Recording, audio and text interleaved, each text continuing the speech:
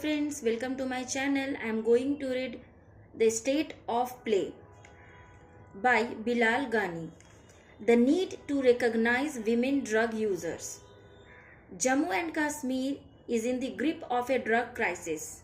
Data from the Ministry of Social Justice and Empowerment found that in 2022, around 1.08 lakh men and 36,000 women in J&K reported using cannabis in 2022.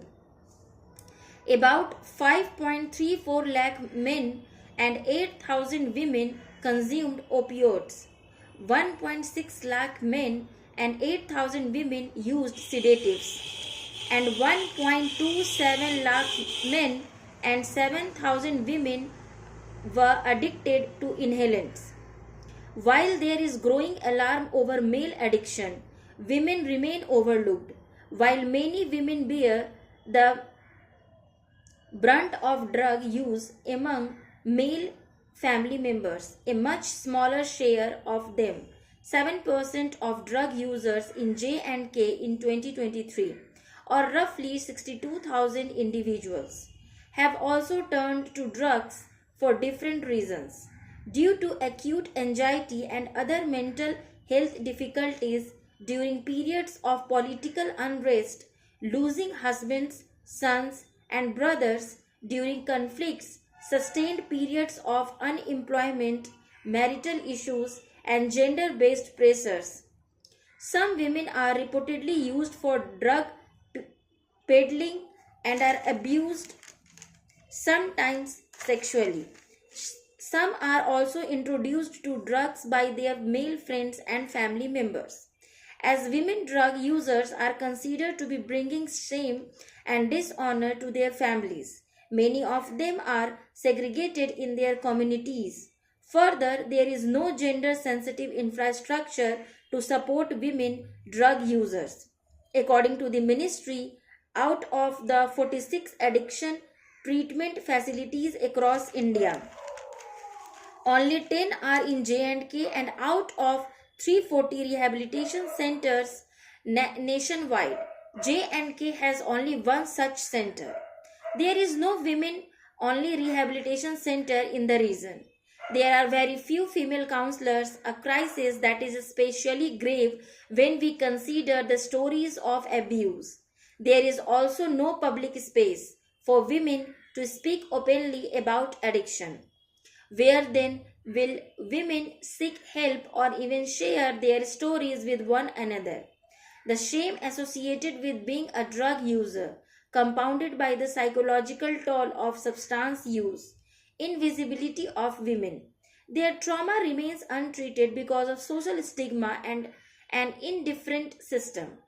This neglect is not accidental. It reflects a structural failure to recognize women as part of the addiction crisis and as having separate gender-based requirements during treatment and rehabilitation. The growing trend of heroin addiction among the youth, particularly women, has been made possible by the unhindered supply of drugs from states in northern India and from across the border. Drug mafias have a close nexus with local leaders, which has precipitated the easy flow of drugs to addicts in the valley. The government could break this nexus by increasing vigil on the highway at places such as Udhampur. The government has attached properties worth crores belonging to drug peddlers as a deterrent to dismantle the drug supply network in the region. However, confiscating the properties of drug suppliers may condemn them to remain criminals forever. While it is imperative for the government to act tough against peddlers, seizing their properties, including homes, could have serious repercussions on their social and psychological well-being. Rehabilitation must be compassionate and grounded in humanistic care. The unique character of the region has long sidelined women's agency. The stigma surrounding women's drug addiction has only deepened their misery. We need public awareness campaigns that present drug addiction as a disease, specifically as a chronic, relapsing brain disorder, rather than as a moral failure. Building women's support groups within villages can help replace stigma with trust and solidarity. More gender sensitive infrastructure is the need of the hour. J&K needs centers where female users are treated with privacy and empathy so that more women come forward for treatment. Rehabilitation facilities need proper funding and staffing to be effective centers of care and rehabilitation.